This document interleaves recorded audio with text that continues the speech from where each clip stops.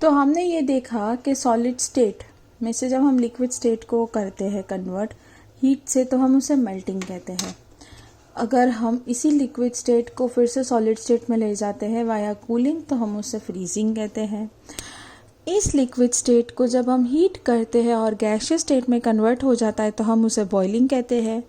और gaseous state को जब हम कूल करते हैं, कंडेंसेट करते हैं और लिक्विड में कन्वर्ट करते हैं, तो हम उसे कंडेंसेशन कहते हैं। So this is the diagrammatic presentation, or you can say the equatorial presentation of the freezing, condensation, boiling and evaporation.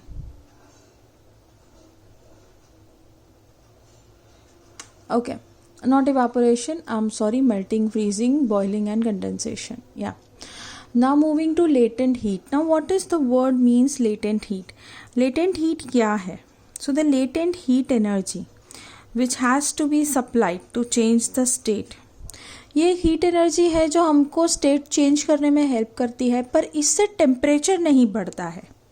ये पॉइंट आप ध्यान रखिएगा, that latent heat does not causes rise in temperature of a substance. तो हमारे पास ऐसे दो phenomenon है, one is the latent heat of fusion, the another is the latent heat of vaporisation. अब इसे हमें बहुत ही ध्यान से पढ़ना है। लेटेंट हीट ऑफ फ्यूजन, उसके लिए एक एक्सपेरिमेंट हमने कैरी किया है। यहाँ पे ये है आइस, यहाँ पे ये बर्नर है, हम आइस को गर्म कर रहे, एक थर्मोमीटर लटकाया हुआ है और ये है एक आयरन स्टैंड। तो यहाँ जब ये हीट करेगा तो यहाँ पे टेम्परेचर जो है वो 0 डिग्री से बढ़ता नहीं है। जनरली हम हीट करते तो टेम्परेचर बढ़ना चाहिए ना, पर नहीं बढ़ेगा। तो किसकी वजह से? तो लेटेंट हीट की वजह से। अब एक आइस जब मेल्ट करना स्टार्ट करती है, तब ये लेटेंट हीट क्या करता है? So we can see here that this ice starts melting. अब जो हीट है ना, वो आइस के बीच में लेटेंट हीट कैप्चर करता है और उसको पिघलाता है, जिसकी वजह से वो टेम्परेचर बढ़ता नहीं है।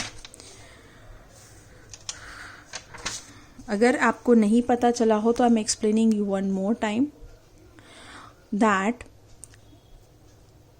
The latent heat of fusion जो हमने एक्सपेरिमेंट किया, उसमें हम देख सकते हैं कि as more heat is given more ice melt to form water, पर रीडिंग तो 0 की 0 ही ले रही है। ये क्यों रहता है?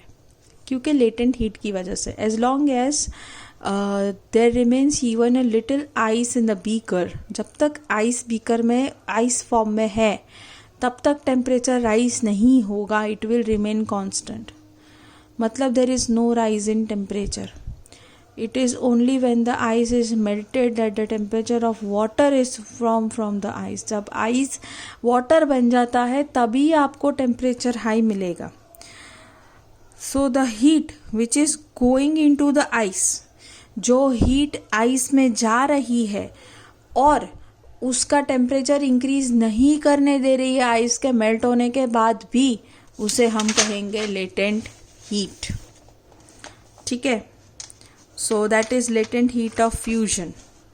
Latent heat of fusion को जनरली हम जूल्स में नापते हैं, it is joules per kg, and latent heat of fusion of the solid is a quantity of the heat in joules required to convert 1 kilogram solid को जब हम melt करते हैं और उसमें जितने जूल्स हीट एनर्जी जाती है उसे हम लेटेंट हीट ऑफ फ्यूजन कहते हैं, which is equal to 3.34 into 10⁵ joules per kilogram.